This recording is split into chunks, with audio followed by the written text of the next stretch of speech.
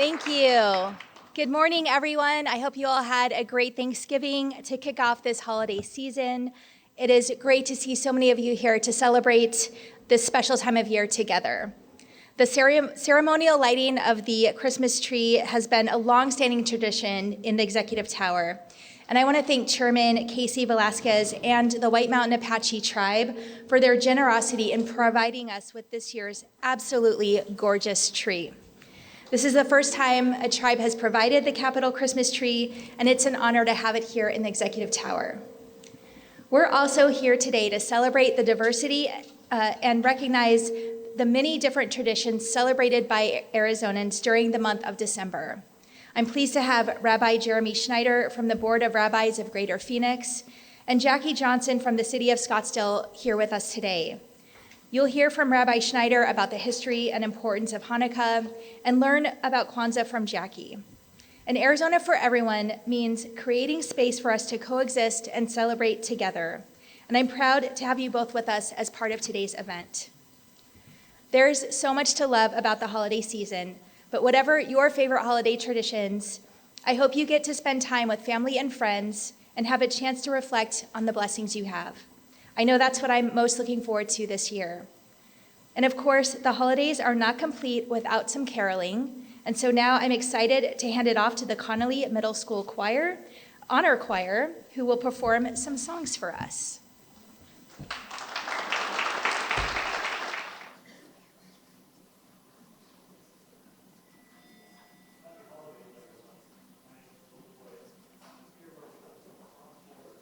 Forester in the Department of Forestry and Fire Management. On behalf of Director Torres, thank you, Governor Hobbs, for the opportunity to participate in this ceremony, and thank you, Chairman Velasquez, Travis Tesse, Chris Beatty, Elliot Kindley, and the entire White Mountain Apache Tribe for the gift of this wonderful tree. I also have to thank Leon Ben, Rick DiValentino, and Orlando Carroll from the Bureau of Indian Affairs, and John Arona and Doug McDonald from DFFM for their help in making this possible.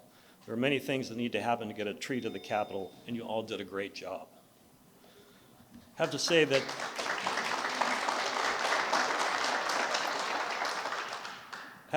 this is the 6th Capitol holiday tree lighting ceremony that I have been involved with, and this is the nicest tree yet. It is a magnificent blue spruce, estimated to be about 38 years old, and the perfect tree for Arizona's 2023 holiday celebration. Thanks again, everyone, and happy holidays.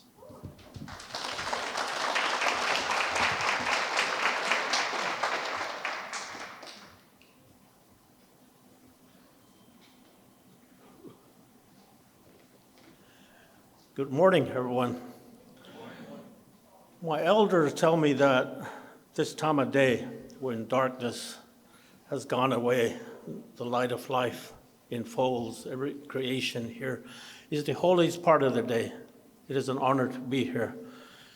The Honorable Governor of Arizona, staff of the state capitol, beautiful royalty, dignitaries and visitors.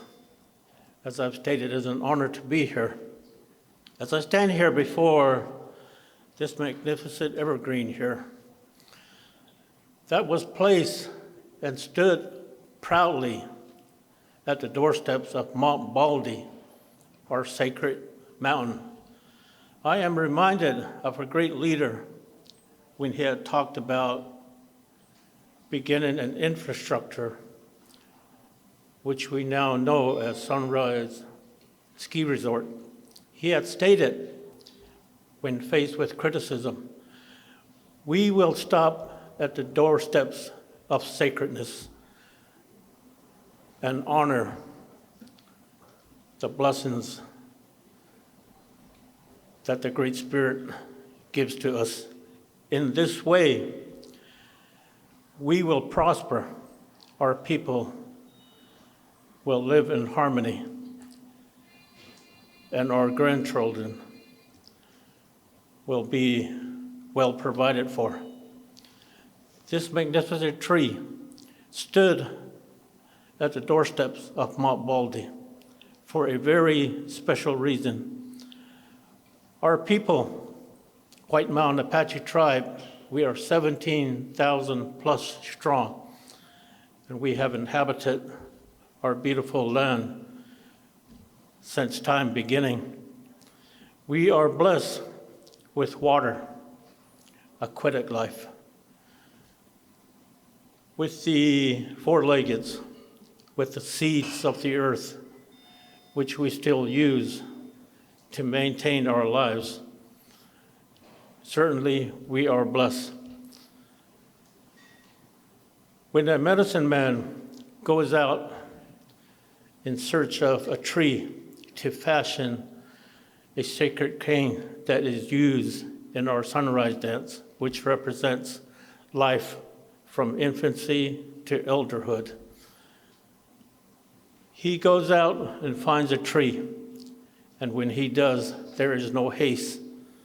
He takes the time to offer his respects to the Creator, and he takes a branch and shakes hands with the tree and honors its existence, saying, "You were brought here on earth for a special purpose. That special purpose is here today, and I have come for you. And you will serve my people in a great way so that peace and harmony will be with my people." And that is how a tree was brought here today for a very special purpose. My uncle, during my last conversation with him, told me, Ponderosa is a very holy tree. Treat it right. By doing so, it will bless you. It is our medicine used to cure all sickness. By taking care of it, by giving it honor, it will do likewise for you, and it will help you to bring peace and brotherhood to the land. That's why we are here today. When opposition faced my people, my ancestors, when plans came forth to exterminate our people, we showed a force, not a force of warfare, not a force of conflict, but a force of peace and brotherhood. And it is that strength that has formed a partnership that we now hope to continue. As we go forth, I pray that each and every individual that walk by here to visit this tree, that look upon this tree, the sacred prayers that I have talked about, the peace and the brotherhood that I've talked about, may that shine on each individual that walks by this tree and help him and her on their journey towards elderhood. Honor the man upstairs, and truly, he will honor you here. It is a pleasure to be here. I represent, again, Casey Velasquez, Vice Chairman Jerome Casey III, the people of Civicu, the people of White Mountain Apache Tribe. We are proud to provide a very important resource to the state of Arizona. God bless you all. Thank you.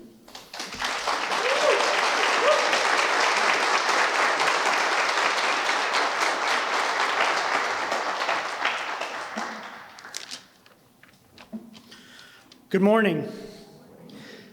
Thank you, Governor Hobbs, and everyone in the administration for this invitation. My name is Rabbi Jeremy Schneider, and I am the spiritual leader of Temple Kol Ami in North Phoenix and the president of the Board of Rabbis of Greater Phoenix. When Tracy extended the invitation on behalf of the governor to speak just for a couple of minutes about Hanukkah, I realized that she has never asked a rabbi to speak before. I mean, what rabbi do you know only speaks for a couple of minutes? One of the themes of Hanukkah is miracles, so maybe we'll see a miracle here, and I'll be brief. The story of Hanukkah is the story of recapturing, restoring, and rededication of the ancient temple of Jerusalem, desecrated by the ancient Greeks in the 2nd century before the Common Era. It's a timeless story of miracles, of a small, courageous band of warriors fighting for their values and their religious freedom. But it's also the story of the miracle of that small jar of oil found among the temple wreckage. It should have only lasted one day, yet burned brightly for 8 days. It's a flame of faith that burns from tragedy to persecution with the spirit of survival and resilience that endures. And it has indeed endured. Today we recall this miracle by lighting the Chanukiah, a menorah. We sing Hanukkah songs.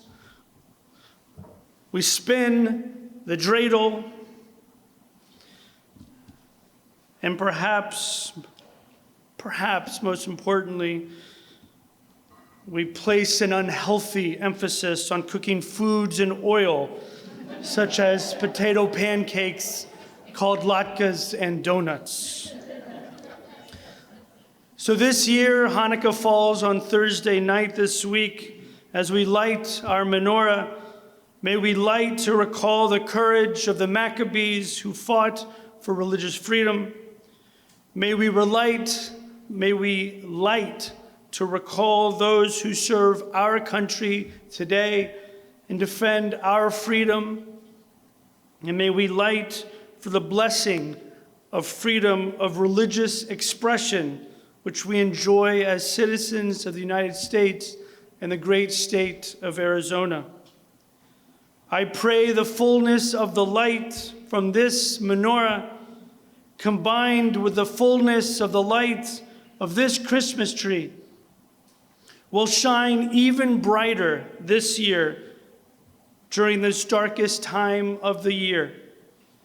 May these combined lights shine on the darkness of anti-Semitism and hatred of any and all towards anyone. For it only takes a small light to dispel a great deal of darkness. Thank you.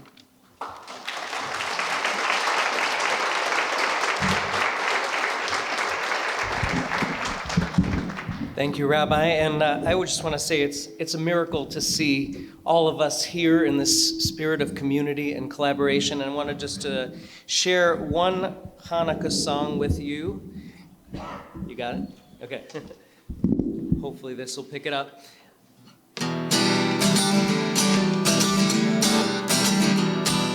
Hanukkah, oh Hanukkah, come light the menorah. Let's have a party, we'll all dance the hora. Gather round the table, we'll give you a treat. Sevivons to play with and latkes to eat. And while we are playing, the candles are burning low.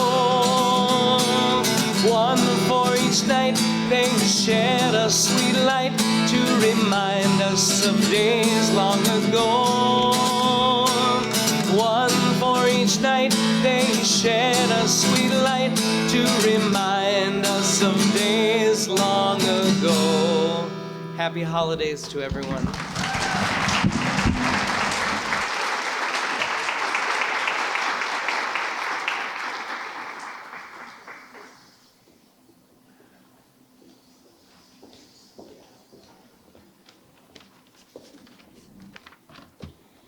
Good morning.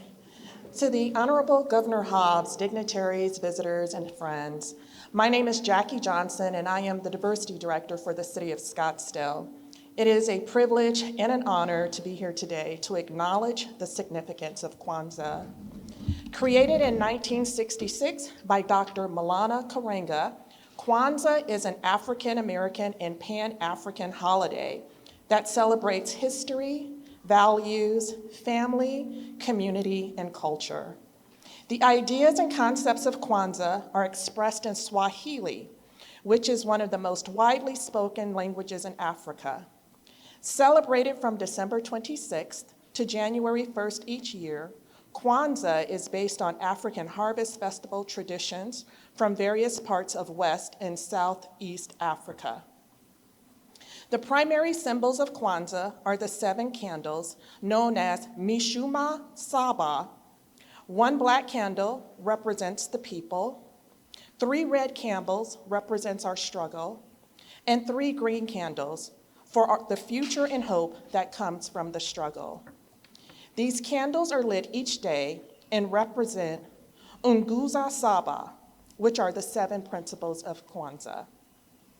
Day 1, Umoja, or unity, means to strive for and maintain unity in the family, community, nation, and our race. Day 2, Kijuchagulia, self-determination. This principle focuses on the ability to define ourselves, name ourselves, create for ourselves, and speak for ourselves. Day 3 is Ujima, which is collective work and responsibility. This principle reveres collective work and responsibility for the development and preservation of Black communities. It's also a lens to process the problems of others as your own and challenges us to collectively solve problems affecting the Black community. Day 4 is Ujamaa, which is cooperative economics. And this urges Black communities to invest in themselves financially, and on the 4th day of Kwanzaa, by operating or supporting Black establishments and creating ways to earn profits together. Day 5 is Nia, which also means purpose. The idea is to embolden us to make our collective vocation the building and developing of our community in order to restore our people to their traditional greatness. Day 6 is Koumba, which is creativity. And this serves as a reminder to use the talents within to beautify and inspire the world at large, while understanding the importance of preserving the earth for generations to come. And lastly is Day 7, Imani, which means faith. And this encourages us to believe with all of our hearts in our people, in the righteousness and victory of our struggle.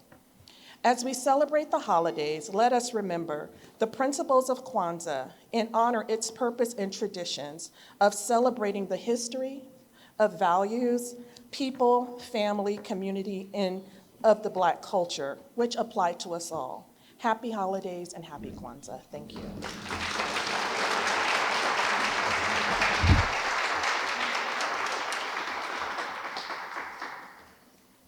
Oh, this. All right, let's light this tree. Yay.